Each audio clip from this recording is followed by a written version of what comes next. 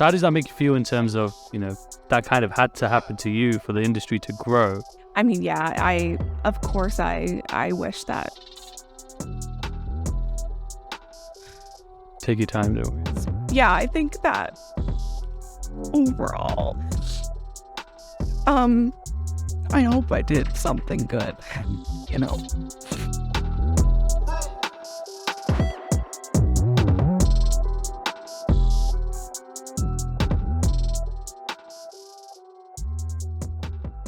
Welcome everyone back to another Words of Rizdom Podcast. Now, I just want to say, first of all, that this episode is brought to you by Smart Funded Trader, the best prop firm out there at the moment. Now, we are here in New York. The podcast has gone on tour, and it's my pleasure to have with us Jessica, the founder and CEO of Funding Talent, and she's traveled all the way here today to be with us. So, welcome. Thank you for coming. Thank you. Thanks for having me. It's my pleasure. My pleasure. And how we normally start the podcast is we just get to know a bit about you, your journey. There'll be people who probably know who you are, people who won't. Yeah. And therefore, just if you can give us like a very brief part of your journey, how you got from where you are or where you were to where you are today. Yeah. Okay. So my name is Jess, and I am from Canada. I've been trading, I want to say like 7-8 years, but not well. I've been trading well for 7 or 8 years. I started learning about it. So my background, I actually did nursing. Oh, wow. Yeah. So I went to school to be a registered nurse, which was a big waste of time, kind of looking back at where I ended up. But yeah, so I did nursing in school and really didn't like it. I knew I didn't like it as I was going through it. Like, I just knew it wasn't for me. Lot of respect for healthcare workers if you're in the healthcare space. But it just wasn't my thing. I knew that I really didn't want to be there. So I finished my degree, but I started learning about Forex the typical way through like an MLM. So I think it was iMarkets Live, maybe. Yeah. I heard about those. Yeah, because I was learning about like Facebook ads and stuff like that. And then I stumbled onto IML, and actually the first mentor that I ever had, which was Jessica Ramos. You probably know who that is. Say yes to Jess is what she goes by. Yeah, she's awesome. So yeah, I stumbled upon something she was sharing, I think, and then kind of went from there. Yeah. So then I left nursing about a year in. Okay. And started taking trading seriously and started my page, my brand Forex Tips 101. Which is probably where a lot of people know me from. Well, that and obviously Funding Talent as well. So did you have the page first? Yeah. Okay. Yeah. So I started the page in 2019, I think, and it grew really fast. Like, it was unexpected how fast it grew. I was just sharing kind of like my journey, learning to trade. It was right around when I was kind of becoming profitable. And so I shared that journey and like kind of daily tips and stuff like that. Incredible. And it grew like a lot faster than I expected, which really ended up propelling my business, Funding Talent. Yeah, so when did you start that? So 2019, the page started, and then Funding Talent. Yeah, sure. It wasn't long after when I learned about FTMO, actually. So I learned about FTMO. I traded with them, I think, for like kind of maybe a month or so. I saw like there was a big need for the first program that we implemented because a lot of people don't, I'm going off topic a little bit, but a lot of people don't realize this, but when Funding Talent first started, we didn't have a challenge or anything like that. Like that's not the type of model we did. I think our first slogan was like, make money trading a demo account.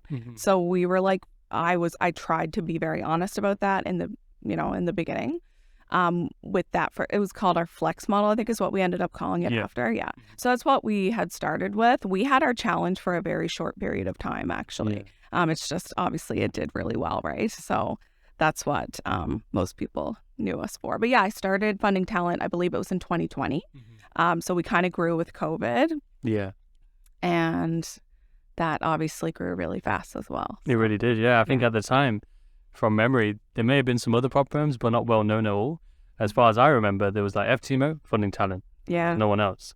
So, you really did grow. And I think 2019 was a good time in terms of social media. That's really when things started to really pick up, especially during COVID as well. A lot of people coming into the trading space.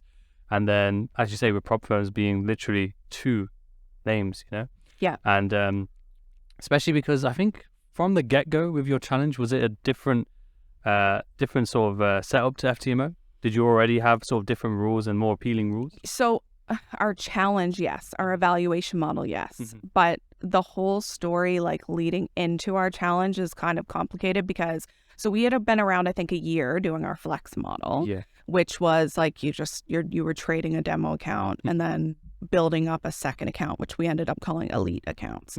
And the reason that happened, so when we originally started out, by the way, like before we get into any of that too much, I will say like I'm gonna share my perspective and I'm gonna share like my opinion, and obviously it's going to be my own thoughts and feelings and my perspective on things, but I never want it to come across that I'm, I feel I'm some sort of victim in all of it, because I've really tried to own my role in what happened. And I think my biggest issue and what I've really tried to own is that I started out, had major growth because I'm good at marketing. I am. Like, it's just kind of what I've done really well, right, in business. But I didn't have the right infrastructure or the right team or the right background to be scaling as fast as I did.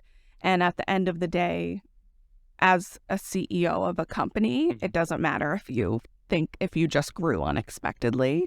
That's still on me, right? So I might have had, things that came along that I might not have been in control of, but it doesn't matter. I'm not trying to push off any blame for that. So I just want to be clear before I get into explaining anything else. Fair enough. And I'm sure people will appreciate it, because at the end of the day, running a business isn't easy. A lot of people, they have their opinions. It's just like the podcast. People try and give me you should do this or try and do this or but I always reply to them saying, show me your podcast and then I'll take your advice. I'll watch how you do it and then I'll do it. So like, a lot of people will have their opinions and stuff, but they've never run a business. They don't understand, especially a business of that scale, and especially experience such fast growth, because a lot of businesses, they don't have growth. A lot of businesses start, they lose money for a long period of time and they close down. So the fact that you had a business and it actually scaled rapidly, there's so many challenges that people don't see. A lot of people just see benefits.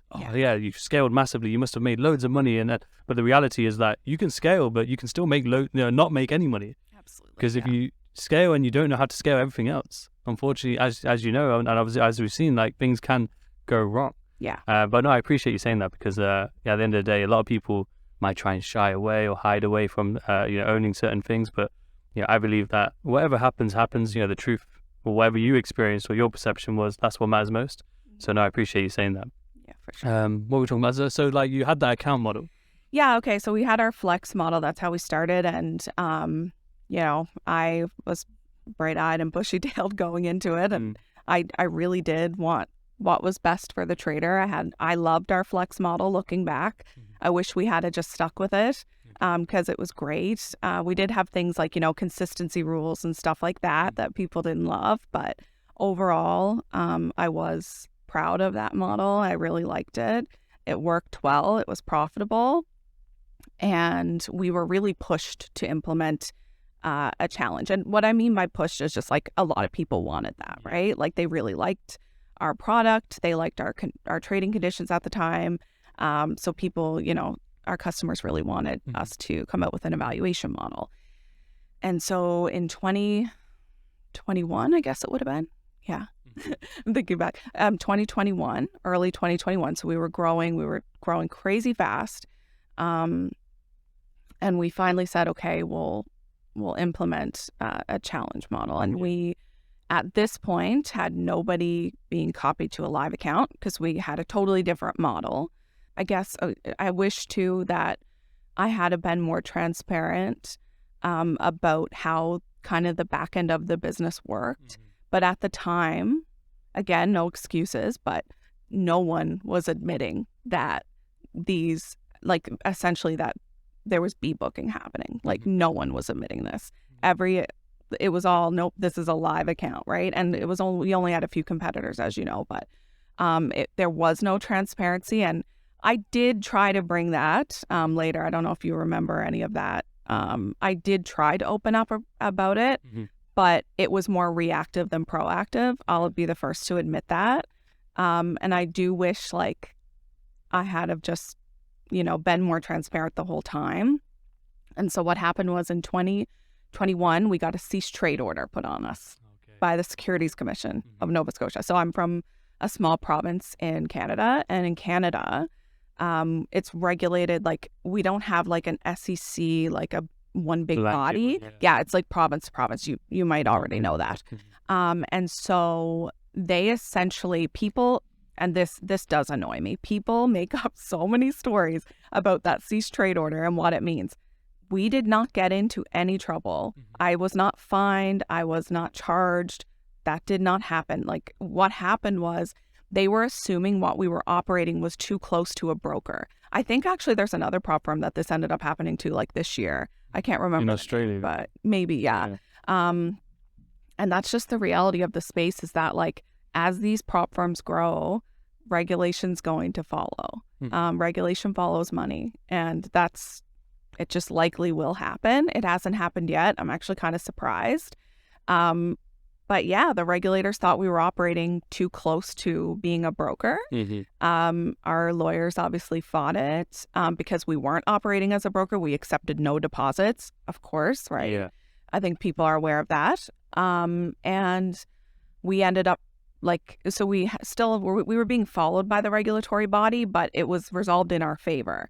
So it wasn't some like big thing where we did something wrong or they came after us because of X, Y, and Z. It was just they thought our model needed regulation.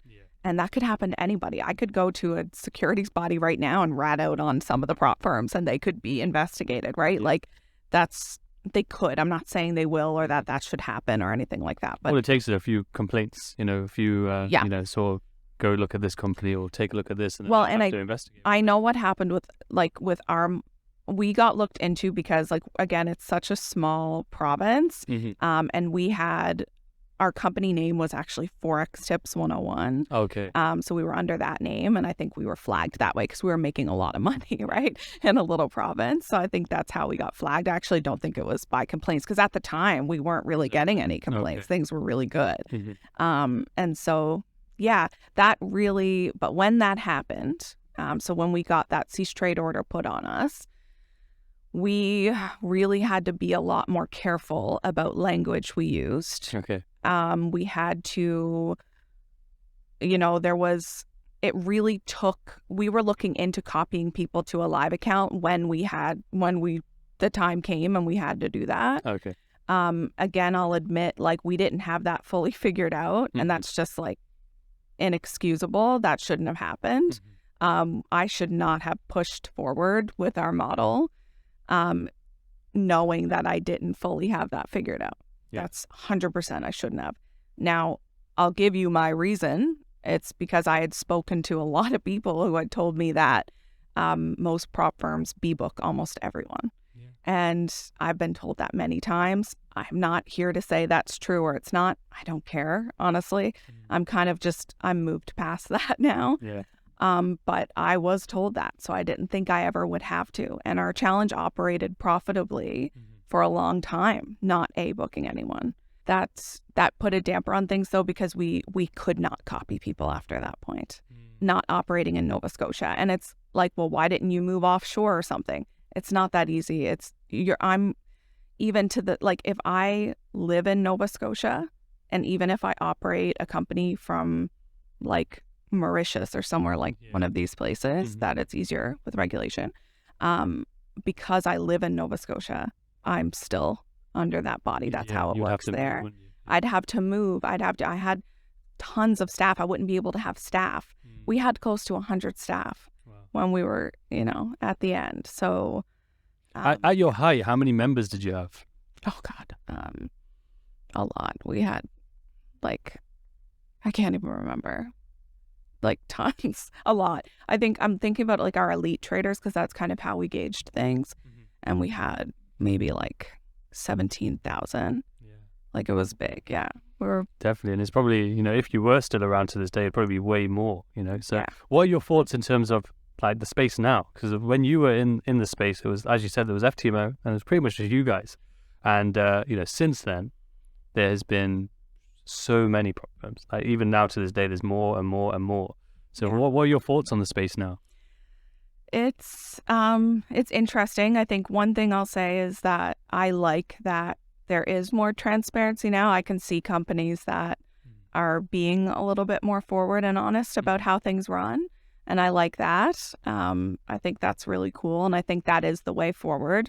We need to just start being honest about how these things operate, even though it's not always like, it doesn't look the best maybe on paper, right? It looks cool to say everyone's trading $100,000 live account, but I think most people understand now that that's just not realistic, right? Yeah. And that no one's doing that. But it's cool. And I think overall, the prop firm space has been really positive.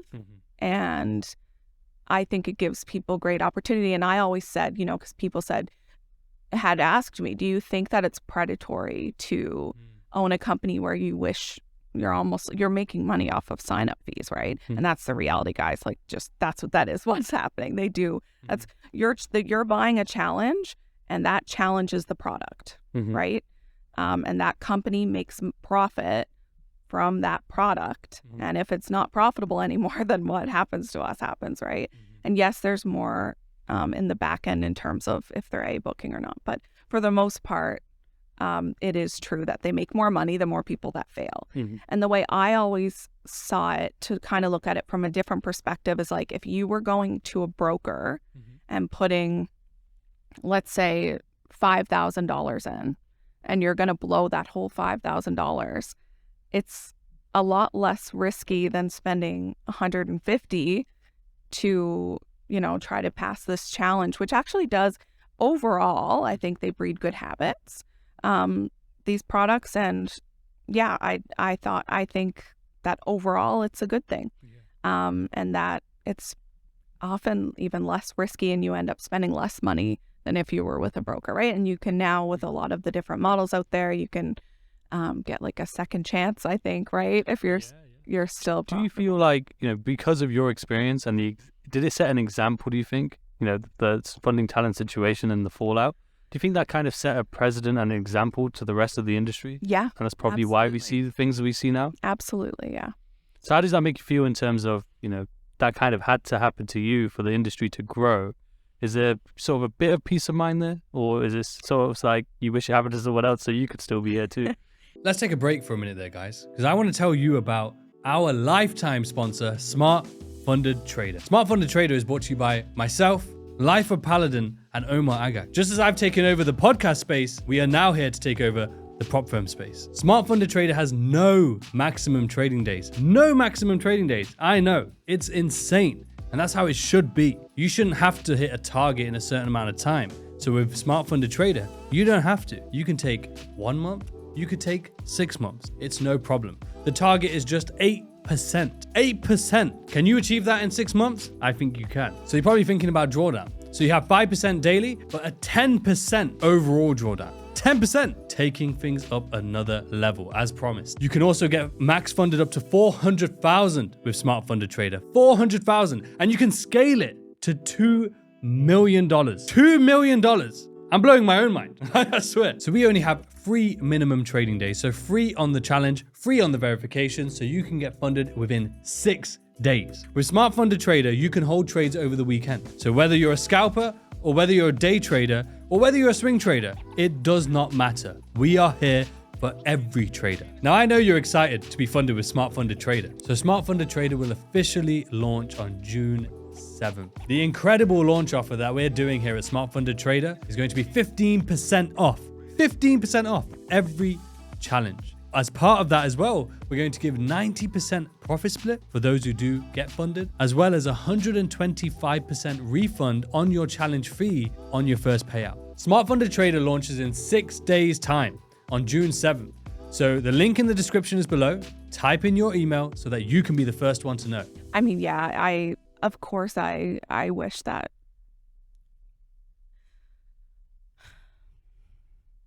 Take your time, don't worry. Have some WOR. Yeah, I think that overall, I hope I did something good, I think you definitely set a new standard, because at the end of the day, FTMO had a monopoly on the space, right? And you guys came in, you were new, you stepped in first without a challenge model, an evaluation model. Because of the demand from your clients, you then implemented a challenge model, but you did something different to the monopoly. You didn't just say, okay, let's just do the same 10%, the same. You actually changed it. And therefore, it kind of opened that door as well. And as I said, opened the door for changes in the industry. And if someone doesn't set that standard first, that it's not, other people might not. It takes that risk, And even if it didn't work out, as we said earlier, business doesn't work out for the most part. So, I would always say that, even though I think you've heard me talk about it before briefly, is I had tried funding talent, I just got funded and stuff. But at the end of the day, it's all about how you think about it. So for me, there's always the risk of that happening. Even with a broker, I had a friend who was with a regulated broker. Yep. He had 120,000 with them, and then overnight they went bust, right? And because it was regulated, he had 50,000 insured. Oh, okay. But he lost 70,000. So even if you have regulation, even if it's a broker, not a prop firm, even if it is a prop firm, right? There's always the risk of it going bust or disappearing or something happening. Yeah. So I always say, at the end of the day, yes, it's not nice, and yes, you can have your opinions, but it's always the risk at play. Even with FTMO, they have it in their contract that they can decide to get rid of you, or not pay you out if they choose, not for a reason, if they choose to. Yeah. So at the end of the day, we sign these contracts, and at the end of the day, it's on us as traders and as people to make sure we accept all the possible outcomes. I think for me, the hardest part was just that, I, and anyone who knows me knows that, I tried so hard to make it work. Mm-hmm. And it wasn't anything malicious, truly. And that doesn't make it okay, because it wasn't malicious. But it's just tough to see people make up these narratives that are just so untrue. And I dedicated a lot to funding talent. As you know, when you're building a business, you put a lot of your heart and soul into it. And not just, I lost a lot. Not just financially. I did lose a lot financially. People think that I ran off with money. That just doesn't even make any sense. I had a multi-million-dollar company. If I was making all this money, I would have kept it. I could have, because of our terms and conditions, never paid a penny when we closed. That I gave everything I could while still understanding that I needed to move forward and pay staff who I loved dearly. And I had a team an incredible team who I loved dearly, right? And so I fought really, really hard. I was always the voice, and there were some, I've talked about this in another one. I wrote a blog about everything that happened. I don't know if you've I watched it, yeah. But there were some people that I became involved with near the end. They weren't staff. They were just essentially, I'm not going to drop names or give any information that could out them, because I won't do that, but just some not so nice people. And I was really grasping at straws near the end to keep things together. And I took bad advice. I shouldn't have. I wish I didn't. I was in a really, really bad place. And I just wanted to get through it and get my team through it. And I, didn't surround myself with the best people. And ultimately, I did, even the way I acted at the end, I didn't necessarily love the way that I approached everything. I know we could have approached it better, even just the wording and things like that. It wasn't me. People were even confused, because it was why is this so, Was it a big toll on your sort of mental health at the time as well? And oh God, yeah. When everything's heightened like that, you're going through this huge experience, you have bad people around you, which you might not recognize at the time, but you're trying to survive essentially. It's basically the survival instincts are kicking in. So would you say like the toll on the mental health and then the mental clarity was just gone? Yeah, I was really, my mental health was really suffering, and even, I'm obviously a lot better now, but it's been like a climb to even get back to where I am, because it just, near the end I had death threats coming in. I had my address was doxed. I had to sell my home and move. I'd lost almost everything overnight. So it was just, it's a lot for anyone to handle. I actually, near the end, had a death in my family, someone really close to me. And I just couldn't even grieve, or I didn't even tell anyone on our team, because I was just trying so hard to keep it together. And yeah, I wish that I had done better, but that's It's life. Yeah. It's life. And then at the end of the day, we can all strive to be perfect, and we can think that, I'm sure there's people out there, and I've been guilty of it before in my own sort of thinking as well, where it's like, I could do that, I could do that better. I'm sure I could do that. So say that with the podcast, Like, I always knew I wanted to do a podcast, but I didn't know if I'd be good at it or not. But you always tell yourself, I'd be amazing at that, and I'm sure there's people out there who'll be like, yeah, I could have run that company. I could have made better decisions. But the reality is, if you've never run a company, or if you've never actually been in that situation, you will never know. Yeah. Yeah. And it is tough. And as you said there, by the sounds of it, it was like at the end, you were just trying to focus on the company only. You weren't trying to let, even thinking about yourself potentially. Based on what you've said though so far, like your journey and the progression, what it sounds like is obviously nursing. Was it Forex Tips 101? And then funding talent? Yeah. By the sounds of it, it sounds like you've always cared about helping people, because that's kind of the nursing, obviously, is about helping people. Forex Tips 101, obviously, is tips to help people. Funding talent, something at the time, again, FTMO had the monopoly. So what can you speak on that side of things? In terms of like my passion, your mindset, I mean, and I love trading. So trading's always been a big, obviously my number one passion, and that's what I've been trying to get back to these days. Because I did take a little bit of a break from it when everything happened, because mentally I couldn't do much, let alone trade. But yeah, I love helping people. I love connecting with people, especially in our space. I think that overall, we've got a really great community. I hope one day that I can be more a part of it again.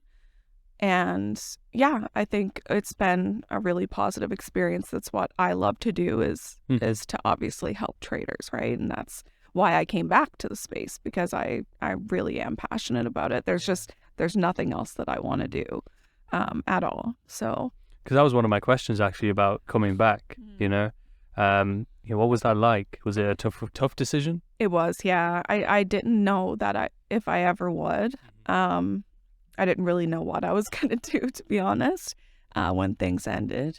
And I just ultimately missed it so much. And I missed the people and the community, and I missed just trading. Again, that's like my thing, right?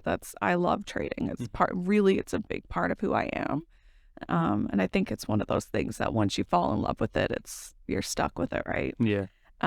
So yeah, it was tough, but I knew in my heart that, I never did anything malicious or evil or anything like that. And that if I opened up enough, I hope some people would be able to see that. And if even 10% can, then it's worth it,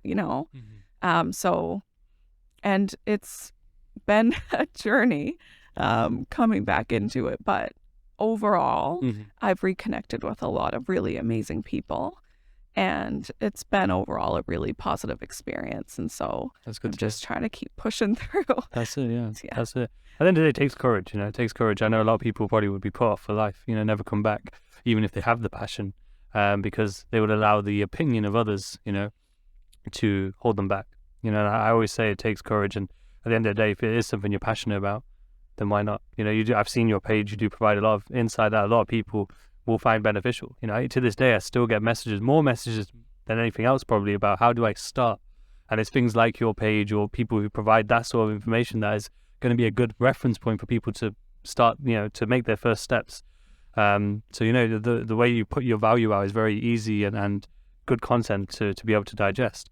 Thank you. In terms of, as you mentioned, like not being malicious or having ill intent, you know, or being intentful in how things happened.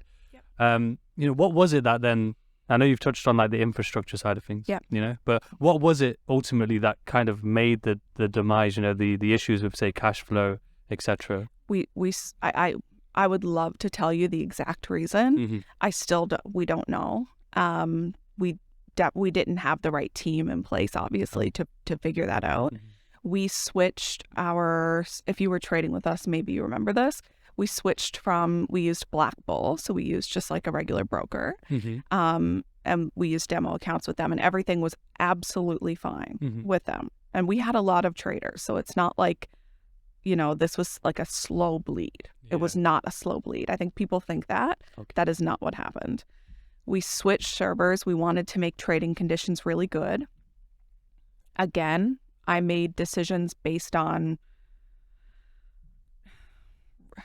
poor intuition, Mm-hmm. not knowing what I should have known. I had brought in an executive who was supposed to have trading experience, Okay. who just, anyway, did not turn out to be the person I thought Mm-hmm.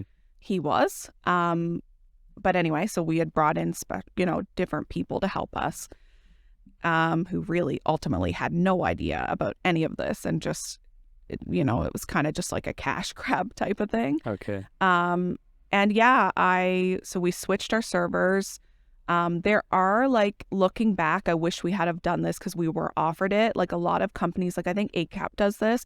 They offer, like, it's like essentially just like a white label solution. Yeah. So they add in the like trading conditions that keep things profitable. It sounds bad, but it's just the reality. Like they'll add things like slippage and like live trading conditions, right? Okay, yeah. Which that's not necessarily a bad thing because live trading conditions are different, right? Mm-hmm. Like, so I'm not trying to speak on that and say that it's like anything malicious that's happening there. I think sometimes it is. I do think that, but that's just like with a lot of you guys had brokers pure too. demo, didn't you? Literally, like no commission, no. Yeah, I removed all of that, trying to really help people. Like I really did want to, and I thought like, and looking back, it's like, oh my God, like why were you doing stuff like that without like? Because a lot of people could game the system then, right? Yes, and so we went from, being extremely profitable, amazing projections, hiring, adding different, like we had like tons of amazing products lined up that we were coming out with different programs and stuff. We just moved into a new office. So we had like a big, beautiful office. And within, I want to say 2 weeks, our payouts had doubled. And it just, and we paid. Obviously we were trying to, scrambling to try to fix it. And it just moved faster than I could even keep up with. It was almost essentially kind of like overnight, and I was following so FTMO were putting out their payouts because they were doing like their monthly recap. We were paying out at the end close to double them. And that's like, we were not as big as them. We were up there, but we were not. They were like, they owned the space at the time, right? Like by a landslide. So yeah, and same with MFF. Like I followed them closely too. Obviously, they were one of our biggest competitors, and they were quite fresh then, right? Yeah, quite new. Yeah, and same thing. So yeah, it. So do you think it was these little changes that you guys made, like the complete demo conditions? Because I know at that point FTMO had commissions, and they had these sort of slippages, etc. As well as you guys having, I think it was like no minimum trading days. Yeah. So that must have been a big one because I remember myself. I got funded within a day. So I did the challenge, somehow got the credentials for the verification the same day, passed that as well on the same day.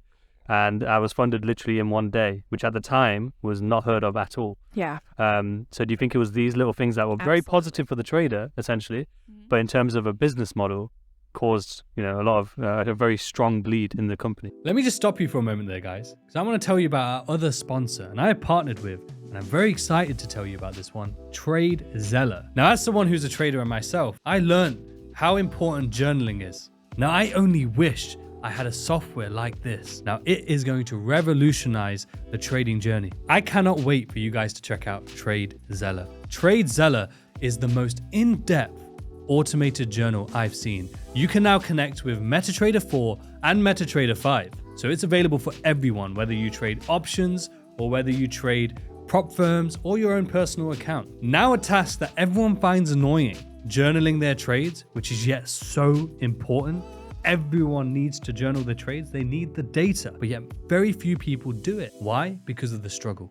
And that is what TradeZella is here to fix for you. It goes into such depth into your trading and your statistics that you'll be able to see every element of your trading. If you want to have different strategies, you can create different playbook. If you want to be able to review a trade, you can actually replay it so that it will show you the price action as if it was live. You'll be able to see the best performing days, the worst performing days. The depth is unreal. I am extremely confident that even from the beginner trader to the advanced trader will find TradeZella absolutely game-changing. The level of detail that it will provide you on your trades is insane. Even things that I'd never thought of were available on TradeZella. Suddenly you're going to be able to see the patterns and what you can improve to be the best prop firm trader possible. That is the TradeZella team, and that is why I am happy to be sponsored by them. Check out the code below, RIZ10, for 10% off your TradeZella subscription. The link is in the description, and let's get back to the episode. Absolutely. Yeah, I do. Yeah. I think that I moved too fast, Mm-hmm. and there's no excuse for it. I wanted to grow. I wanted to grow our company. Mm-hmm. I loved every part of our community, of our, my company in general. I love the people that I worked with, for my employees. I love them dearly. Mm-hmm. I wanted to keep growing, keep getting better, keep giving back to the community. I had so many plans, and I really did want to be the best for the trader. Yeah. And unfortunately, doing the best thing for the trader does sometimes mean looking at everything and slowing down and getting the right people. And it's like, people might think I'm crazy for this, that I moved so fast. Mm-hmm. And it's like, how ignorant, right? But I thought I was doing best at the time. I truly did. Well, by the sounds of it, it sounds like obviously, that same passion of helping people. And then by the sounds of it, you were just trying to listen to what the people were saying and trying to give them the best.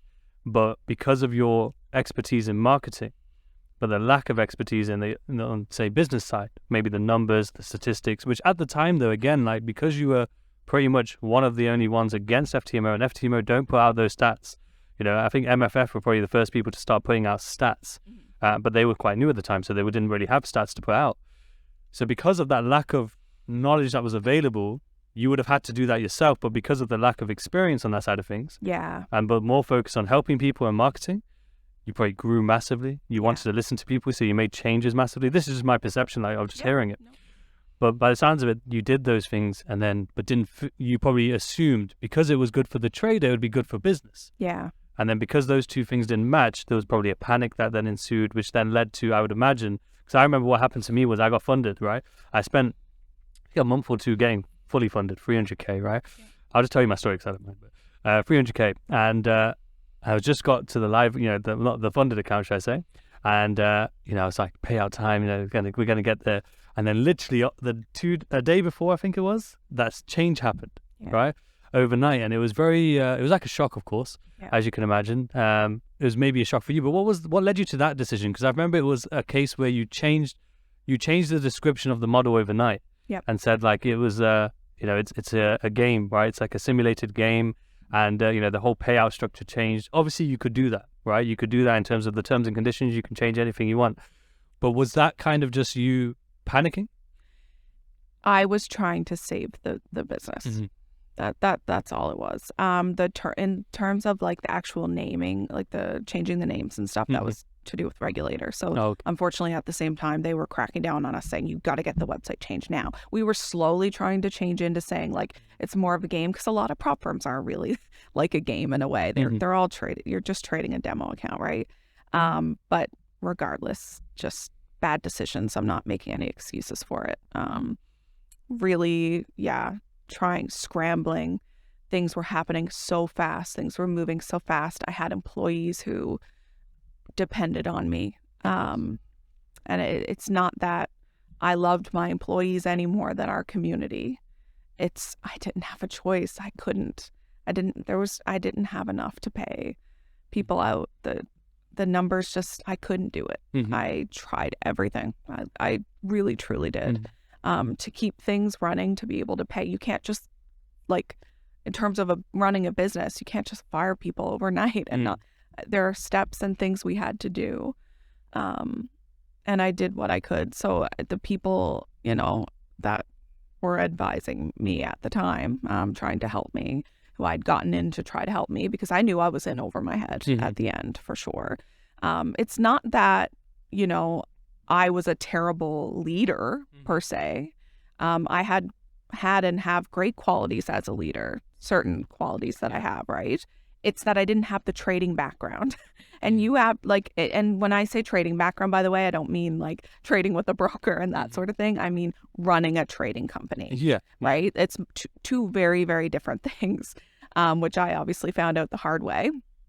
And yeah, it just was moving so fast. I was trying to save it. I don't love the way that we chose to, abruptly end things. But at the same time, I really did what I could. The final payout model, the switch we made was so I could give something. And I know people are like, but it was like nothing, right? But I tried. I just wanted people to get something. I took a huge personal loss to do that. And of course, I should have done that. That was the right thing to do. I'm not saying I was entitled to the money or anything like that, right? But there's more to it than people realize. What do you say to those people out there who were, say funded and full-time, so therefore they had their livelihoods attached to that current model? Yeah. What do you say to those people? I'm sorry. Yeah. I'm so sorry. I know it was a really negative thing for a lot of people. I knew when we made the call to do what we did, if there was anything I could have done, I would have done it.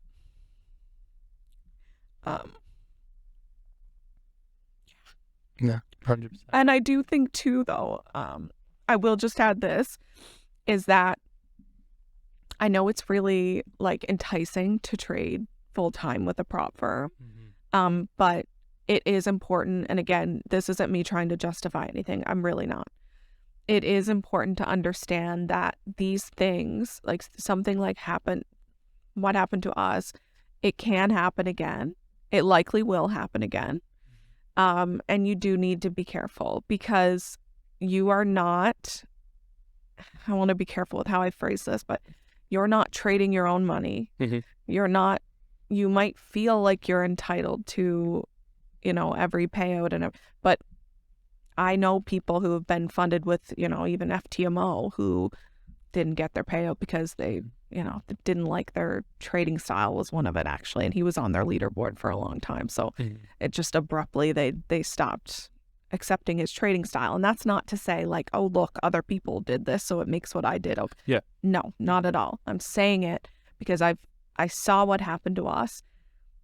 It was not malicious. If I would have given anything to still have my company, trust me, like, right. And yeah, it's, you have to be careful.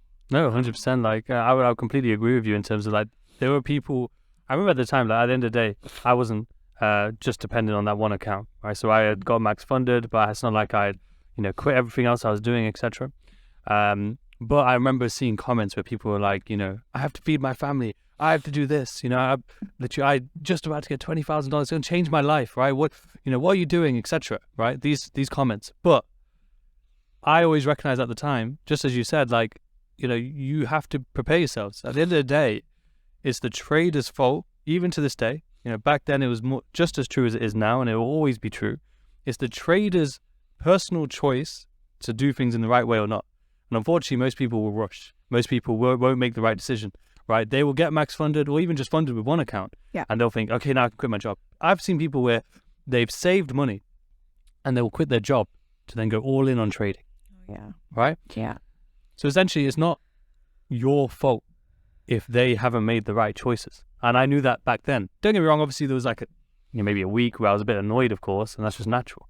And, everyone can feel annoyed, that's fine. But to try and say, oh, you've ruined my family, or you've done this, you've done that, when in reality, they've made the poor choices in making sure they didn't have a financial foundation or other sources of income or other accounts that they use, for example. Because if you're putting everything on the line on one, especially a prop firm account, as you say, like FTMO, I saw that recently where they had 5 traders who trade the same style, but they weren't copying each other. They just have the same strategy. Yeah. And then they said, we're not going to pay. First, they were saying, not going to pay you out. Obviously, they made us, some drama online. Yeah. And they said, okay, we'll pay you, I think it was like 20%, something like that. Yeah. So at the end of the day, even FTMO, the top dog, even to this day, can still do the exact same thing. You know? Yeah. And therefore, it's not something unique to the funding talent situation at all. So I completely agree with you there in terms of, at the end of the day, you can't feel entitled. You can't get so attached to one account, especially a prop firm account, but even a personal account. You got to have things diversified, even bank accounts, let's say. Absolutely. We've seen what's happened recently, right? That, if you have all your money in one bank account, that's a risk in itself. Yeah. So, it's about mitigating your risk in all areas of life, but especially if we're talking trading, same thing. Yeah. So I completely respect that. So we'll just go back to the point where you made that switch, for example, right? So that switch in terms of, even though it was like overnight and it was a huge sort of shock to a lot of systems, but that was essentially you trying to obviously do damage control in terms of the finances, but equally you were trying to still provide to people. Because I remember you did offer for everyone to have that for free, right? Yeah. Straight to the whatever that next stage was for that new model. Yeah.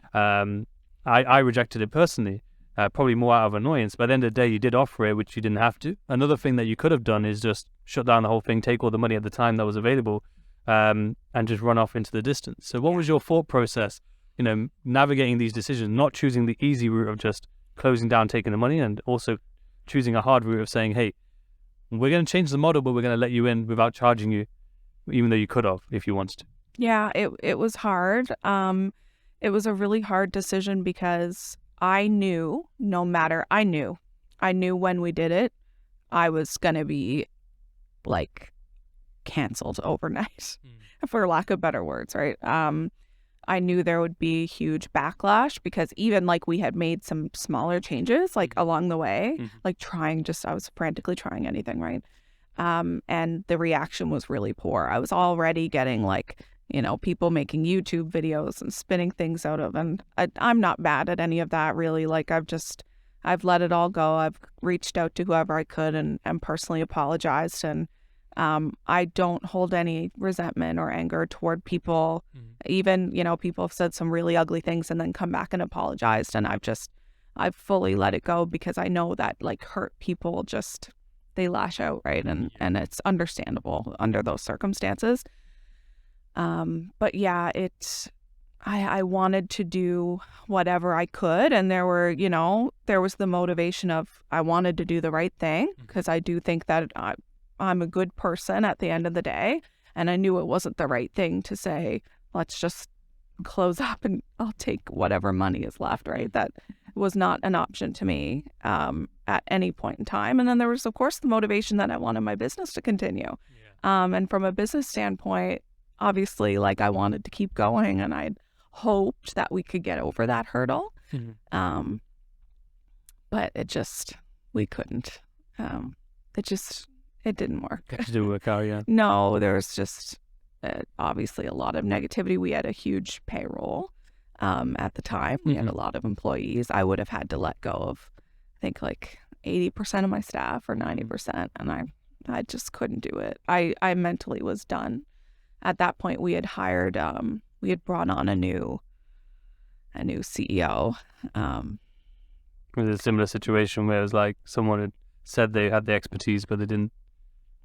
I won't comment on that person. I will say that there were a few people who were always, they did not like our consumer. They really wanted me to move more into like gamified trading education.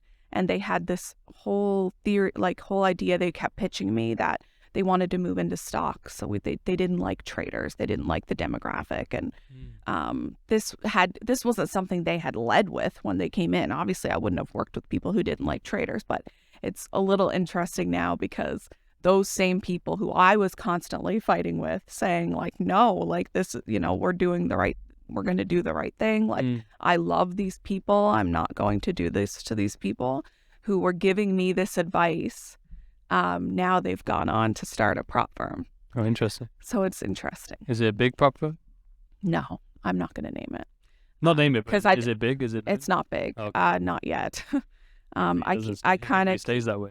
I keep an eye on it, but it's just interesting when you know that, these are the same people who wanted to run off with money. And anyway, it's just very disgusting, but I'm the one who hired them. So again, I own that as well, right? Yes. And I wish I had just canned them at the last minute, but I was desperate and I just wanted any kind of advice and help I could get. Was it hard at the time? Because I remember at the time it was a bit, as you said, it was a bit more reactive in terms of the mindset and the speech, etc. I remember there was certain, I don't know if it was tweets or Instagram posts or comments where it was very, bit more, it came across a bit more like attacking and egotistical in a sense.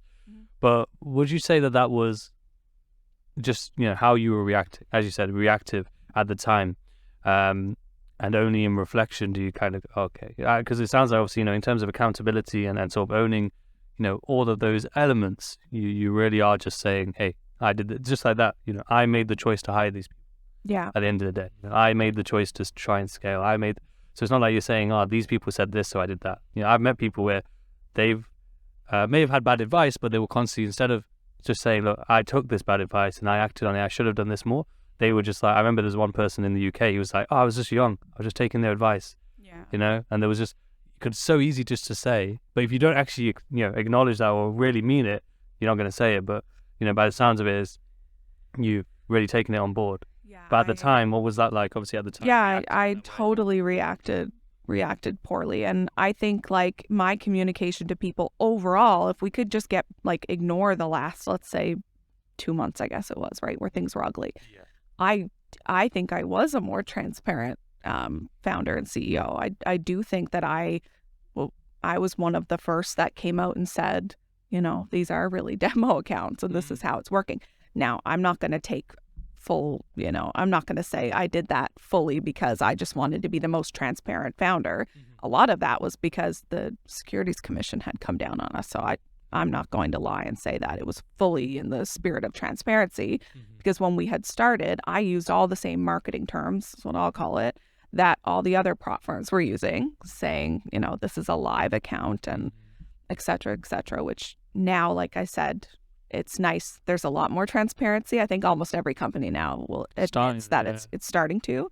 But I do think I did a decent job at having that sense of community. And I know people notice the switch, right? I'm not saying I did things perfectly all throughout because I didn't. There are definitely things I did that, were far from perfect throughout even. But for the most part, I always had good intentions. My heart's always been in the right place. Again, I love our community. I would not be here. I would not sit down here and cry on camera and, pour my heart out if I didn't absolutely love it. Like I'm, I've started my kind of a new thing that I'm doing, but it's very, very small. I'm not making a ton of, I'm not selling courses. I'm making thousands of dollars a day right now. That's so, there's a bigger motivation there that I do really love our community. I genuinely want to be a part of it. I want to be here and grow and learn from my experiences. And yeah, I think absolutely at the end, I did not act graceful or kind at all times. There were a lot of things that I took bad advice. I took very terrible advice. And fully own it. And I want to do better. I've been trying to do better. I'm trying to be more honest now and own it. And I just hope that going forward, people can see that. 100%. No, I'm sure they can. I'm sure they can. At the end of the day, in life, everything's a learning curve, whether it's positive or negative. But I've always said the negatives teach us a lot more than the positives do anyway.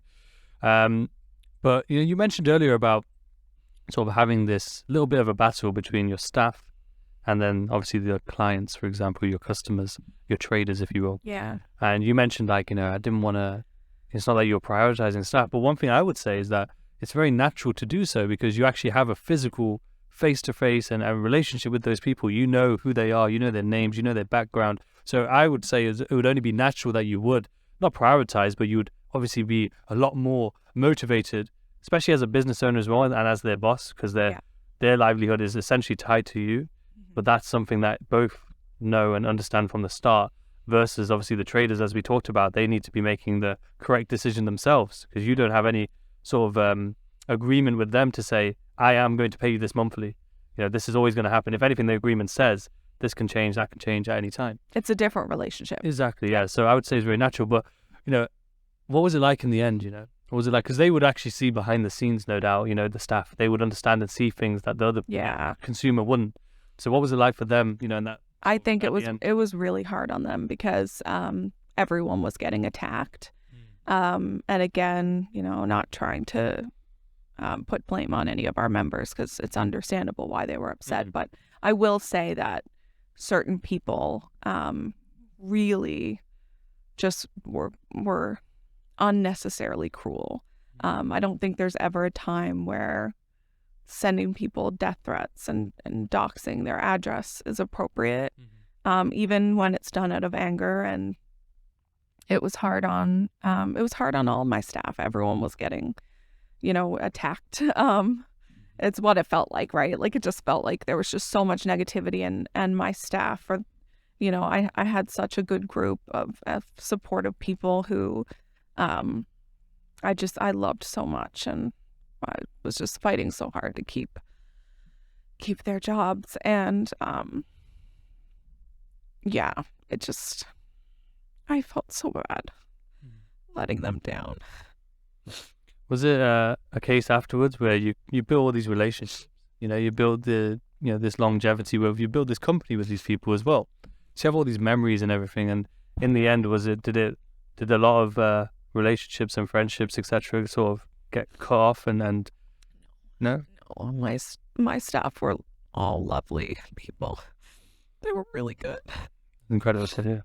I'm sure it was probably needed, no doubt, after the fallout, because as you said, it was a very hard time, which did lead me on to just think about, as we were just talking here, at the end of the day, you were running a multi-million-dollar company, and essentially overnight almost, in a very quick span of time, that was gone.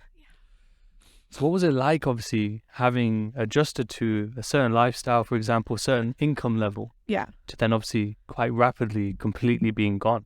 How did you handle that? Yeah, that was tough. It was tough.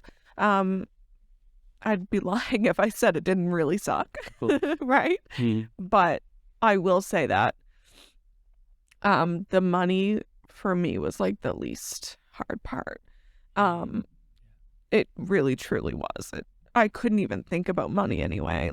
I was just so disappointed and hurt. I was really fighting for, my company and my staff and my reputation too. And all of that really kind of put that to the back burner. But it was really tough. Of course it is. I look now and I see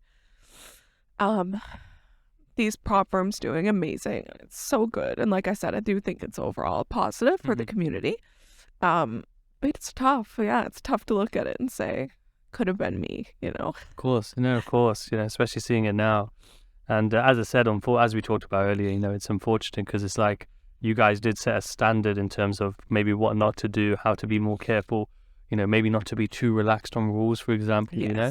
So it's unfortunate for you, of course, but in terms of, as you say, community, did it give you maybe peace of mind knowing that, okay, yes, I've gone through this and it's been hard, but because obviously you do have this sense of community and helping people, does it give you a little bit of peace of mind that you essentially have helped the industry through that failure? Yeah, of course. Yeah. Yeah. Definitely. Now, obviously, we're coming towards the end, but we'll just touch on obviously what you're doing now, because I've seen your page, as you said, Forex Tips 101, and there's a lot of really great information on there. And one thing I really liked that you did, which is, there was a comparison between SMC. Obviously, we know that smart money concepts has really taken over the space, probably shortly around the time that the funding talent was going on. That's when it really sort of hyped up. Yeah. But I saw one of your posts, which was essentially a comparison between normal retail methods that people refer to, so like support resistance, etc., versus SMC, and how they literally, essentially, you could call them the same. What was your mindset towards SMC and that comparison? Yeah, I've been doing a lot more content on SMC. And by the way, guys, this is like another little just transparent moment for you. I'm not the best trader in the world. Mm-hmm. I love trading. It's the best way you can make money, and for me, it's truly a passion thing, right? Mm-hmm. But I try to be very honest and forward with that. Just because I have a lot of followers doesn't make me a better trader than anyone else. So I'm actually learning SMC right now. And the reason I'm not learning it, I actually don't think I'll ever trade it. It's just really not my style. It's very complex. And I like a more more simplified version of trading. But I'm learning it so I can help people, because that is something I do well, is I'm a good educator in terms of breaking things down simply, because I think there's a lot of technical jargon that people get lost in our space in general. So I've been learning it and just sharing my experience learning it and how I've come to understand it, which of course, because I use typical retail concepts, I've kind of broken it down that way and to make it a little bit easier to understand. And that's why, on my page and with my new brand, I'm not selling, courses on this is what you need to do to make money, because I'm just not interested in doing that. That's not where I am in my career. And I'm focusing on getting better as a trader and trying to be really honest about where I'm at and approach everything going forward with, that transparency we talked about.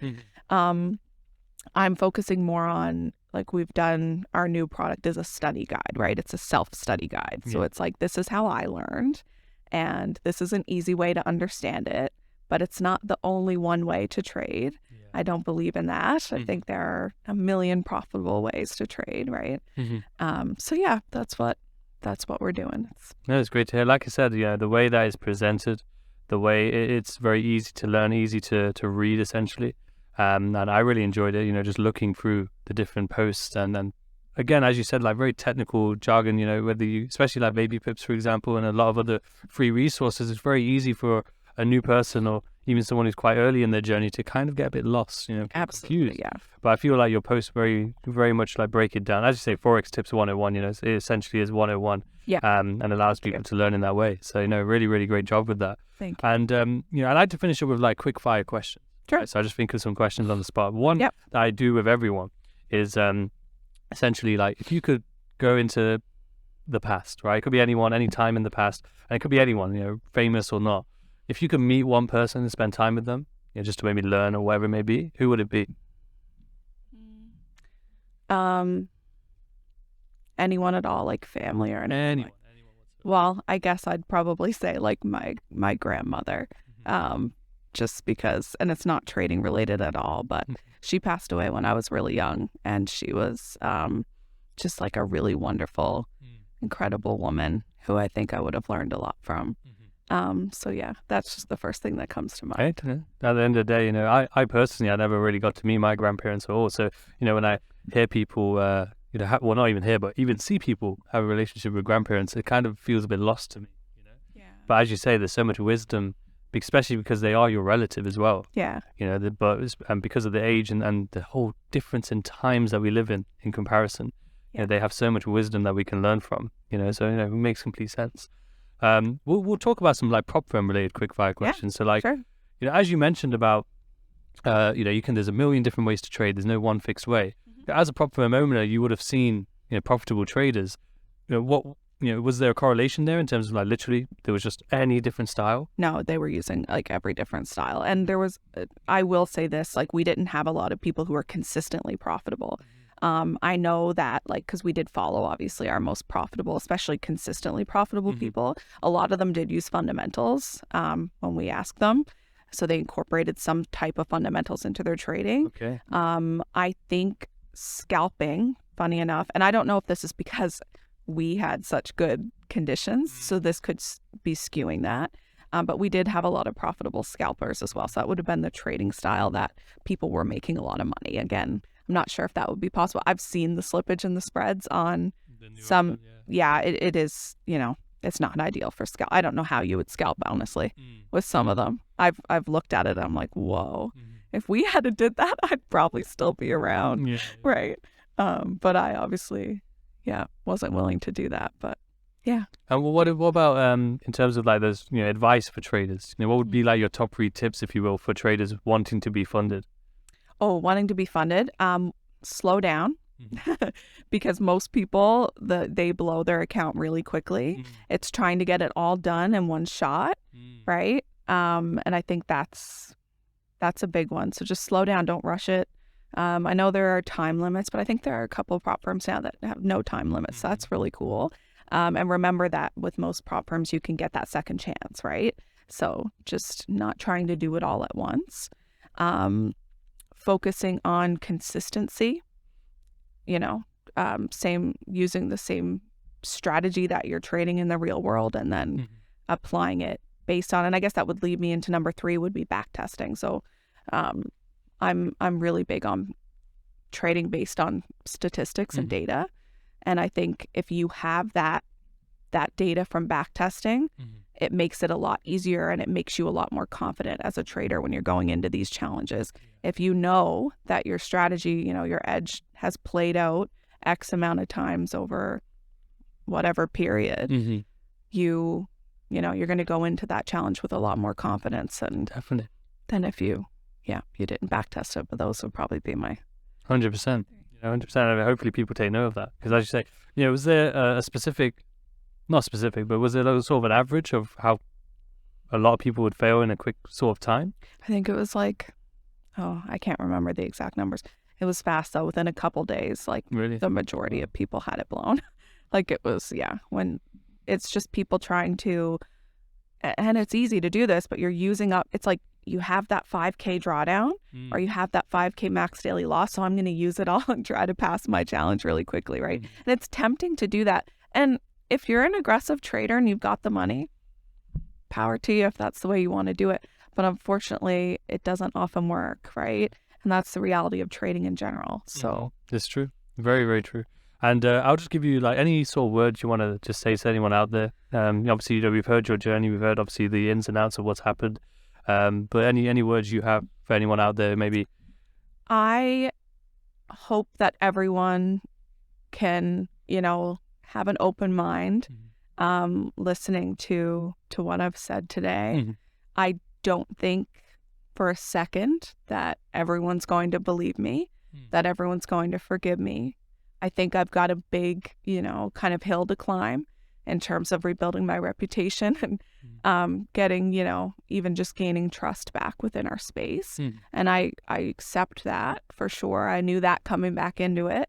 But I do want you guys to know that, I'm very open to conversation.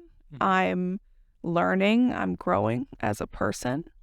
I'm more sorry for what happened than you guys will ever know. And I hope that I can have some forgiveness, even if I don't fully deserve it.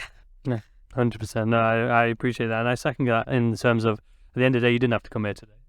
You didn't have to be here. You didn't have to, talk on this subject. You could just try and move on and never talk about it again, for example. So, I really appreciate your openness. I appreciate, answering all the hard questions as well. And I hope people can listen, and I think the biggest thing really that we've really found today, I think, is understanding perspective. Understanding that people don't, if you haven't run a business, if you haven't been in that situation, you won't know what it's like, you know? And as you said, we can all think that we'll be perfect at something. We can all think that we'll be good at something, but only until we actually do it will we know, you know? And I feel like people shouldn't judge especially on something they haven't done themselves. And as someone who went through that funding talent, situation myself, as someone who was funded, etc., I even at the time I was annoyed, but I didn't have ill will towards anyone. I understood, and I feel like more people should accept the fact that you sign up to this. When you sign up, it says it can change. It said they have no obligation.